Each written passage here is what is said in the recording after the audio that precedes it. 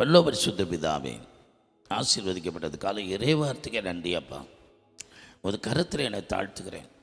மக்களோடு பேசும், என்னை மறைத்துக்கொள்ளும். நீ ரட்சணை கொம்பு என்பதை தியானிக்கிறோம்.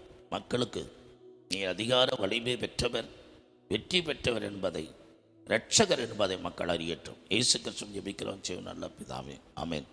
அல்லேலூயா, அல்லேலூயா, அல்லேலூயா. கர்த்தர் தந்த இந்த நாளை கர்த்தரை மைமைப்படுத்துங்க, கர்த்தரை தேடுங்க. அவர் உங்களுக்கு தென்படுவார். அவனை கண்டவன் ஆண்டு சொல்ல, என்னை கண்டவனுக்கு ஜீவன் இருக்குங்கிறார். நாம் அவருக்குள் பிழைக்கிறோம், அசைகிறோம், இருக்கிறோம். கர்த்தர் ஆசீர்வதிப்பாராக. ஆமென். சங்கீதம் 51:12. உமது இரட்சணியத்தின் சந்தோஷத்தை, உமது இரட்சணியத்தின் சந்தோஷத்தை திரும்பவும் எனக்கு தந்து உற்சாகமான ஆவி என்னை தாங்கும்படி செய்யும். ஆமென். இந்த இரட்சணியத்தின் சந்தோஷத்தை திரும்ப வேணுங்கிறோம். அந்த இரட்சணியம், அந்த ரட்சிப்பு, தேவன் தருகிற அந்த சந்தோஷம் தருகிற தேவன், அந்த சந்தோஷத்தை பாவம் செய்யும் போது அதை இழந்துட்டான். அந்த சந்தோஷத்தை இழந்துட்டான். தேவன் தந்த இரட்சணியத்தின் சந்தோஷம், இரட்சகரின் சந்தோஷம், அவரால் கிடைக்கிற அந்த சந்தோஷம் உலகம் கொடுக்கிற பிரகாரம் அல்ல,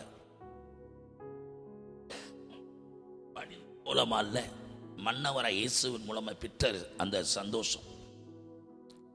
பாவம் செய்யும் போது அதை இழந்து தவிக்கிறான். அப்பதான் அவனுக்கு தெரியுது அந்த இரட்சணியத்தின் சந்தோஷம் எவ்வளவு வெளிவானது, எவ்வளவு வெளியேறப்பட்டது, அது நீங்காதது, கிடைக்காதது.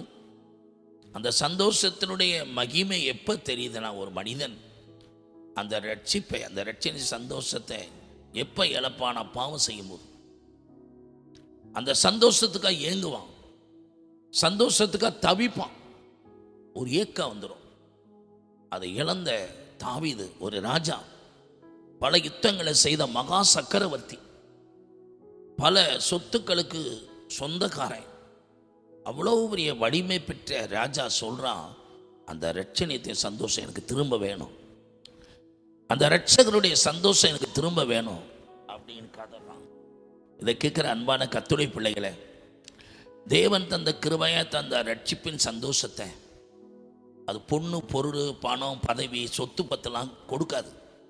எவ்வளவுதான் நீ கோடீஸ்வரனாக இருந்தாலும், எவ்வளவுதான் குட்டி பணம் தீர்த்திருந்தாலும், நீ பணத்திலே படுத்திருந்தாலும், நீ உடம்பெல்லாம் நகையால் அலங்கரித்தாலும், இந்த ஊரையே விலைக்கு வாங்கியிருந்தாலும், அதெல்லாம் உங்களுக்கு தராது.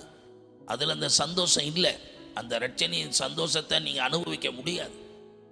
எவ்வளவுதான் உங்கள் வாழ்க்கையில் நீ கெட்டிக்காரனாக இருந்தாலும், எவ்வளவுதான் வாழ்க்கையில் தலை சிறந்தவன் பெயர் பெற்றாலும், கர்த்தரா இயேசுவால் கிடைக்கிற அந்த சந்தோஷம் யாரும் அதை பெற முடியாது.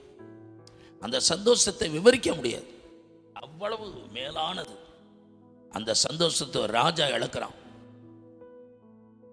சக்தியால, ஆயுதங்களால வெல்ல முடியாத ஒரு மனிதனை சாதாரண கூழாங்கல்ல அடிச்ச வல்லமையான சக்கரவர்த்தி அவன் கிடைக்கிறான். பாவம் செய்யும் போது, இந்த சந்தோஷத்தை இழக்கும் போது கதறுகிறான், உடைய இரட்சணியத்தின் சந்தோஷம் திரும்ப எனக்கு வேணாண்டவரே. அப்ப அந்த இரட்சணியத்தின் சந்தோஷத்தை திரும்ப பெறுங்க. இந்த செய்தியை கேட்குற நீங்க, பாவம் செய்து வழி விலகி கெட்டு போய் தேவனால் கிடைக்கப்பட்ட சந்தோஷத்தை இழந்து, அந்த சந்தோஷத்தை நீங்கள் பெற முடியாமல் பல தவறான வழிகளை, தவறுகளை செய்து அந்த சந்தோஷத்தை நிறைவாக்க நினைக்கிறீங்களே, அது உங்களுக்கு கிடைக்கல. தோல்வி. பல நாடு சுற்றி பார்க்குறீங்க, பல ஊர் சுற்றி பார்க்குறீங்க, கிடைக்கல. ஆண்டவர்கிட்ட திரும்புங்க, தன் பிழைகளை உணருங்க, சரண்டர் பண்ணுங்க, மன்னிப்பை கேளுங்க, பாவத்தை அறிக்கை செய்து விட்டு விடுங்க. அவர் இறக்கும், திரும்ப அந்த சந்தோஷத்தை கிடைக்கும். தாவீதுக்கு அப்படித்தான் கிடைச்சது. ஒரு 51 சங்கீதத்தை எழுதி வச்சுட்டான். முழு உலக கூடான கூடி மக்கள் படிக்கிறாங்க பாவ சங்கீர்த்தனத்தை.